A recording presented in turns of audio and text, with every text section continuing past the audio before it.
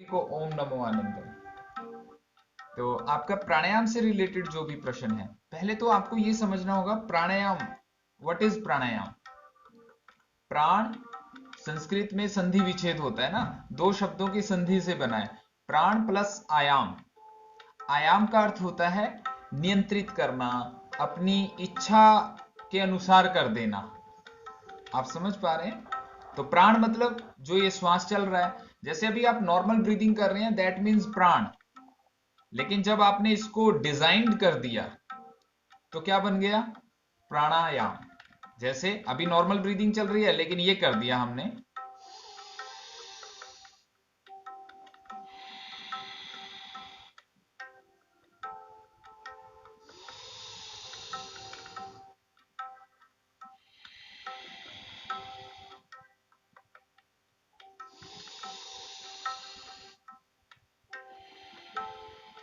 तो ये क्या बन गया? प्राणायाम बन गया। अब जो ये प्राण है, प्राण ही आधार है हमारे इस भौतिक शरीर का। समझ पा रहे हैं? तो प्राण का, उसको आप और ज्यादा उसको कैसे आसानी से समझ सकते हैं? प्राण को, प्राण इज इक्वल टू ऑक्सीजन, ये आप कह सकते हैं। और आयाम मतलब अब आपने इसको डीप एंड लॉन्ग कर दिया तो ये प्राणायाम बन गया।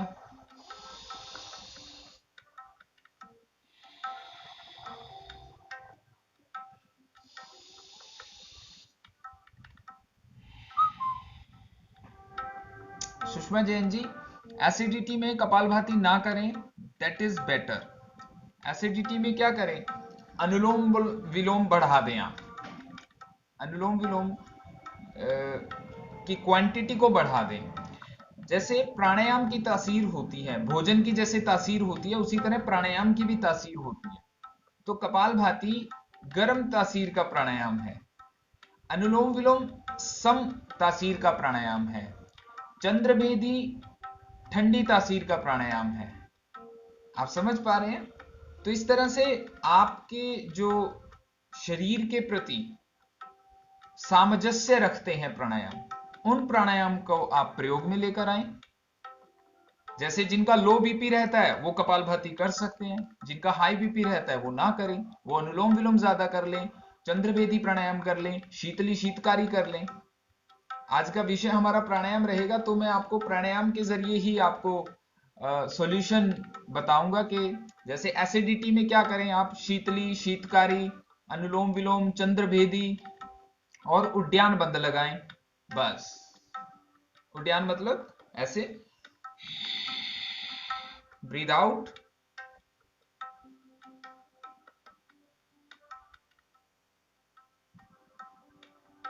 होल्ड करके बैठना, स्टमक को इन करके होल्ड करके बैठना। ठीक है? तो अब जो हम प्रथम प्राणायाम की बात कर रहे थे, ये यहां से हम शुरू करते हैं। Slow deep and long breathing, that called bhastrika pranayama. Actual pranayama एक कैटेगरी है और उसमें ये नाम है। Pranayama a type of exercise आप कह सकते हैं, ब्रीदिंग एक्सरसाइज आप कह सकते हैं, लेकिन उसमें ये फर्स्ट जो हमने किया, ये इसका नाम है भस्त्रिका। क्या नाम है? अब उसको अच्छे से समझने में आपको पूरा एक दिन लगेगा। भस्त्रिका के विषय में अगर मैं आपको डिटेल करने लगूं, जैसे भस्त्रिका संस्कृत में बोलते हैं हवा धकेलने के यंत्र को। भस्त्रिका का मतलब कोई विशेष पदार्थ नहीं है, कोई विशेष आकृति नहीं है। भस्त्रिका का अर्थ है जिससे भी वायु को धकेला जाए, दैट मीन्स भस्त्रिका। ठीक है? अभी क्या है, आपके फेफड़े वैसा काम करते हैं ऐसे,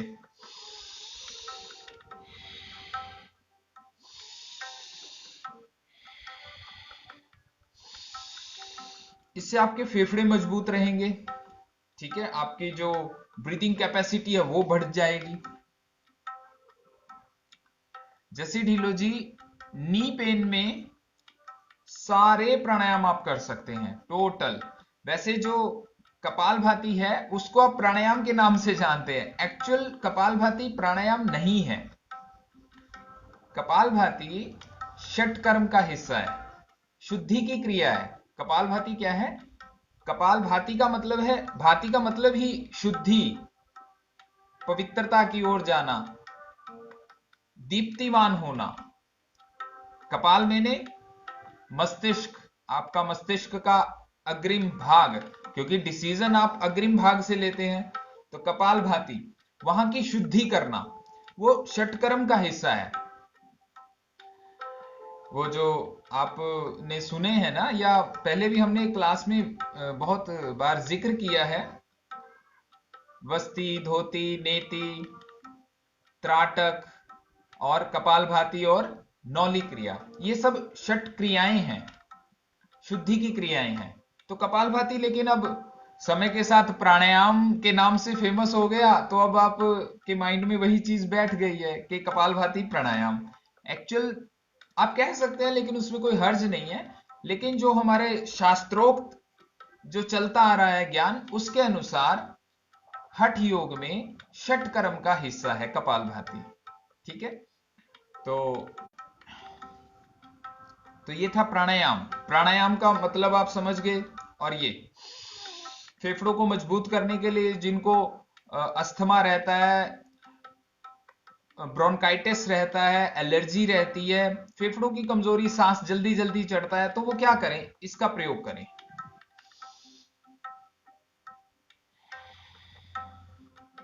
ये ऐसे 2 से 3 मिनट करना रेगुलर, इससे ज्यादा नहीं करना। इससे ज्यादा करेंगे तो चक्कर आने जैसी स्थिति होती है। ठीक है, उसमें क्या करेंगे, बीच में नॉर्मल ब्रीदिंग कर लेंगे, फिर एक बार एक राउंड फिर से कर लेंगे।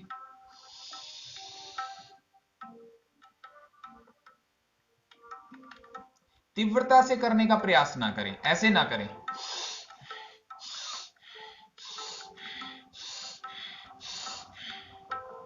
अगर करें तो पूर्ण स्वस्थ होना चाहिए आपको, तब आप इस गति से कर सकते हैं। ये ध्यान रखें, इमीडिएट बीपी हाई हो जाता है। अगर आपको यकीन ना हो तो वो मशीन लेकर बैठे आप। मैंने कई बार ये टेस्ट किया है, प्रैक्टिकली टेस्ट किया है, कि जब आप नॉर्मल हैं, बीपी जो चल रहा है, और जब आपने ऐसे किया 3 मिनट के बाद ही 20 पॉइंट्स बीपी प्लस हो जाता है। तो हाई बीपी में स्पेशली इसको ये करें आप।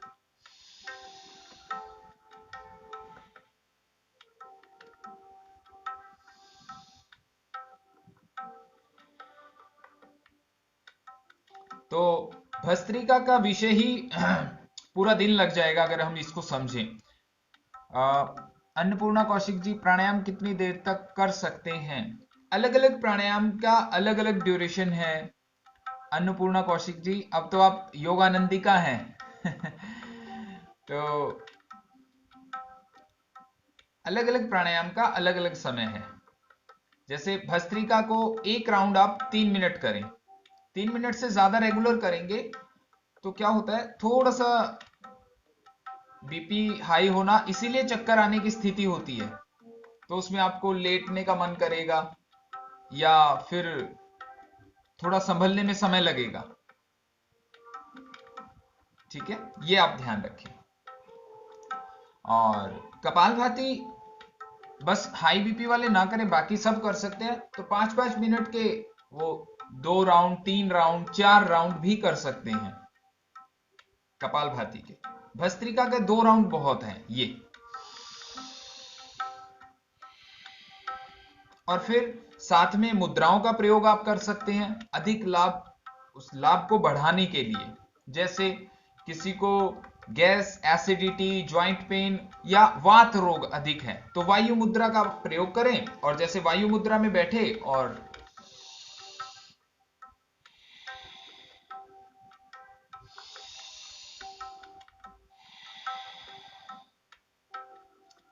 तो आपको वात रोगों में बहुत अधिक लाभ मिलेगा फिर।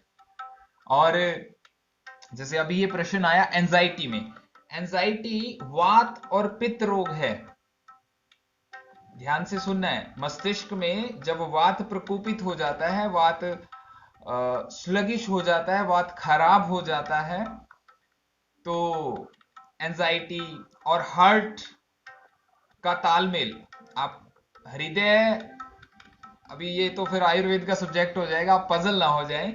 हृदय और मस्तिष्क में अलग अलग तरह का वात होता है, 5 प्रकार का वात रहता है, ठीक है। जैसे नाभि से नीचे अपान वायु का साम्राज्य होता है और पूरे शरीर में एक व्यान वायु व्याप्त रहती है, तो इसी तरह अलग अलग शरीर के हिस्से में अलग अलग वात वायु का जो हिस्सा रहता है 5 प्रकार का। फिर उनके उप प्राण भी रहते हैं, धनंजय, क्रिंकल, वो बहुत डिटेल्ड सब्जेक्ट हो जाएगा, आप पजल हो जाएंगे। तो उसको नियंत्रित कैसे करना है, बात ये है। तो एक तो वायु मुद्रा, उससे पूरे शरीर में वात कहीं भी बिगड़ा हुआ है वो नियंत्रित आता है, ये आप बहुत जरूरी नोट कर लीजिए ये तो चीज, ठीक है। और एंजाइटी में पंकज गुप्ता जी ने पूछा है, उसमें क्या करेंगे, एक तो भस्त्रिका 3 मिनट वायु मुद्रा के साथ, और वायु मुद्रा के साथ ही अनुलोम विलोम।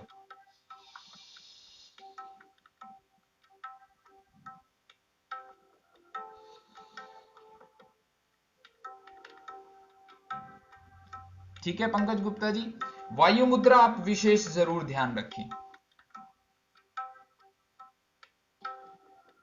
अनुलोम विलोम बार में नहीं, टाइम का रखिए ना अन्नपूर्णा कौशिक जी। अनुलोम विलोम 5 मिनट का एक राउंड कीजिए, फिर 5 मिनट का, आप 4-5 राउंड एक दिन में कर सकते हैं।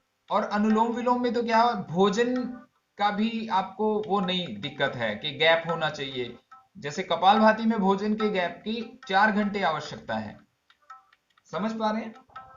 तो अनुलोम विलोम तो आप कभी भी कर सकते हैं। तो अगर समय एक साथ है तो आप 5 राउंड कीजिए, आपको सिर्फ शारीरिक लाभ नहीं होंगे, मानसिक आध्यात्मिक लाभ भी होंगे। आप अपने जीवन में उस आनंद की ओर बढ़ने लगेंगे, उस परमात्मा की ओर बढ़ने लगेंगे, बहुत सी सिद्धियां प्राप्त होने लग जाती हैं। ये विषय अलग हो जाएगा प्राणायाम से, ये क्योंकि मस्तिष्क का स्तर बिल्कुल अलग हो जाता है, ठीक है। चलिए आज का प्राणायाम का विषय, आप निसंकोच होकर प्रश्न पूछें।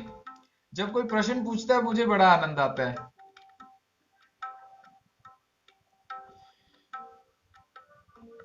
पंकज गुप्ता जी, एंजाइटी के लिए और भी बहुत कुछ है। एक सिंह आसन करें, सिंह जैसी गर्जना करें, ताकि एंजाइटी आपसे कोसों दूर भाग जाए। और सोने से पहले बादाम रोगन डालें 1-1 बूंद। मुझे ये रहता है कि किसी ने प्रश्न कर लिया तो उसको कंप्लीट सॉल्यूशन बता दूं मेरी हृदय से ये इच्छा रहती है। तो आपको जो जो चीजें बताई हैं आप वो कर लेना बस, एंजाइटी तो पड़ोसियों तक की आपकी दूर हो जाएगी और हंसने की आदत डालिए, हंसने के बहाने ढूंढिए।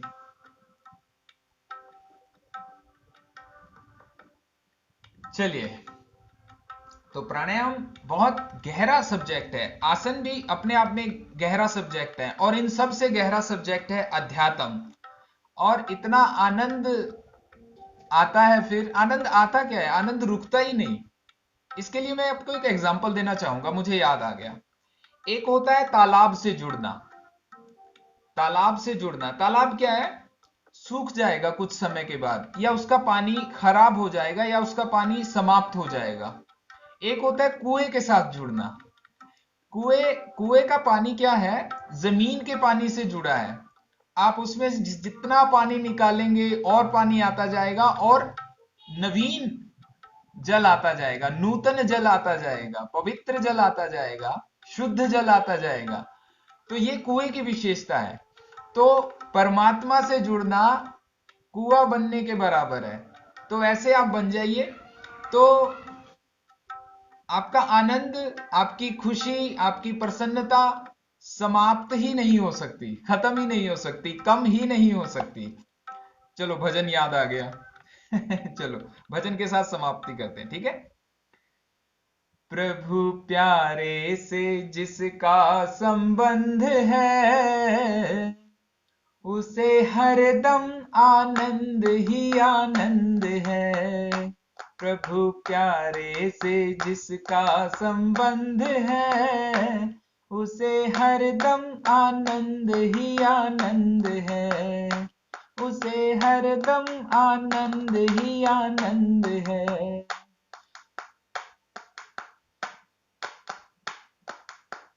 निंदा चुगली ना जिसको सुहावे, बुरी संगत की संगत ना भावे हो। निंदा चुगली ना जिसको सुहावे, बुरी संगत की संगत ना भावे। सत्संगत ही जिसको पसंद है, उसे हरदम आनंद ही आनंद है। प्रभु प्यारे से जिसका संबंध है, उसे हरदम आनंद ही आनंद है। उसे हरदम आनंद ही आनंद है। झूठी ममता से करके किनारा, झूठी ममता से करके किनारा, लेके सच्चे पिता का सहारा, लेके सच्चे पिता का सहारा। जो उसकी रजा में रजामंद है, उसे हरदम आनंद ही आनंद है। प्रभु प्यारे से जिसका संबंध है, उसे हरदम आनंद ही आनंद है। उसे हरदम आनंद ही आनंद है। उसे हरदम आनंद ही आनंद है। तो अचानक ये भजन याद आ गया, क्योंकि ज्ञान से भी, ज्ञान के रूप में भी आप जुड़ते हैं, ज्ञान के लिए भी जुड़ते हैं। तो ऐसा ज्ञान प्राप्त करना कुएं जैसा, उस परमात्मा से जैसे ही जुड़ गए ना, तो ज्ञान भी समाप्ति नहीं होता। जैसे खुशी आनंद समाप्त नहीं होते, इसी तरह आपके अंदर से ज्ञान फूटता है। जैसे मैं कई बार ये सोचता हूं, पता नहीं आप लोग सोचते हैं या नहीं सोचते, कि आज हमें ज्ञान पुस्तकों से मिलता है या गुरुओं से मिलता है या हमारे जो स्कूल के टीचर थे उनसे मिलता है, किसी भी तरह का ज्ञान हो। क्या आपने कभी सोचा कि सबसे पहले ज्ञान कहां से शुरू हुआ, कहां से आरंभ हुआ? वहां पर जुड़ना है बस। फिर सारी पुस्तकें, सारा ज्ञान आपके अंदर से आएगा। पहली पुस्तक भी लिखी होगी ना किसी ने, फर्स्ट वो किसी ने तो लिखी होगी, कहीं कहां से लिखी, वहां से जुड़ना है। That means ultimate knowledge. ठीक है, आप सभी को हृदय से प्रणाम।